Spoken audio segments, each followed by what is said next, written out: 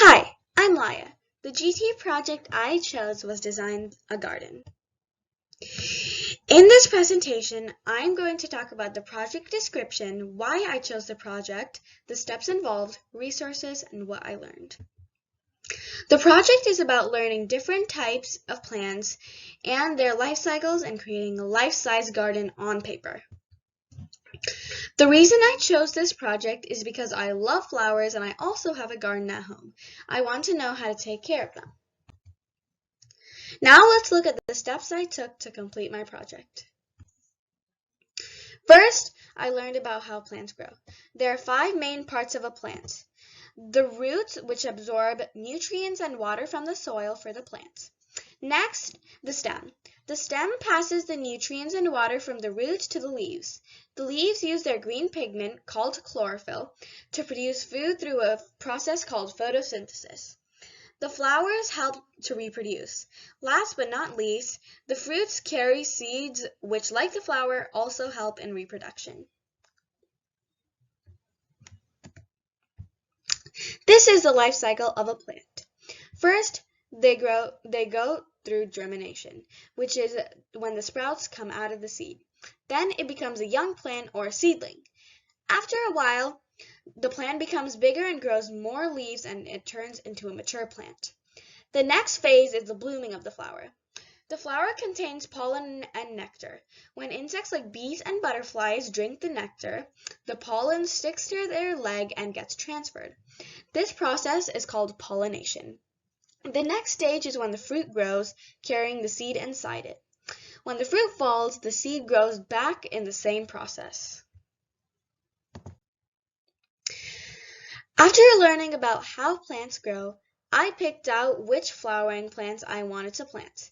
I had to find the right plants because it's winter and not all plants can grow at this time. I found a resource called the USDA Hardiness Zone Map and used it to choose 4 flowering plants: snapdragons, camellias, petunias, and pansies. If you're planting a garden, it's very important that you don't overcrowd the plants because they need the right spacing to grow. Some other reasons for spacing are getting enough sunlight, conserving water, making sure the plant gets enough nutrients, and reducing space for weeds in your garden. Here are my 4 plants. I created trading cards and they have some information about them.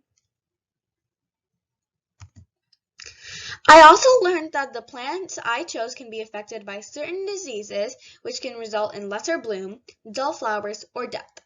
In this slide, I have shown some common issues that my plants can face and how to cure them.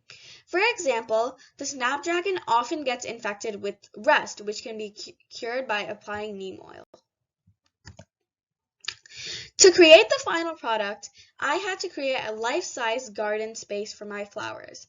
I needed the right materials like graph paper, chart paper, a ruler, a compass, measuring tape, a pencil, and colors. This is what my final product looks like. I made a composite shape using a square and 2 rectangles.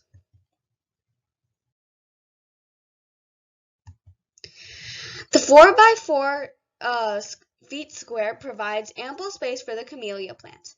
On one side, a 4 feet by 2.5 feet rectangle will grow 2 rows of petunias.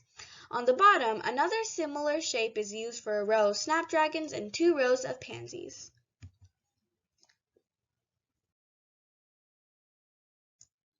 You can get an idea of what my garden looks like here. Since the snapdragons grow taller, I placed them behind the pansies. Here are some of the resources I used. For my online research, I used the USDA Plant Hardiness Zone, GFL Outdoors, and Almanac.com. I also referred to gardening journals and Mayon for my project. So this brings me to the end of my presentation. I really enjoyed this project as I learned to use math skills and tools like compass to design the garden. I also improved PowerPoint skills and learned how to use new snipping tools. I hope you all enjoyed learning about my GT project. Thank you!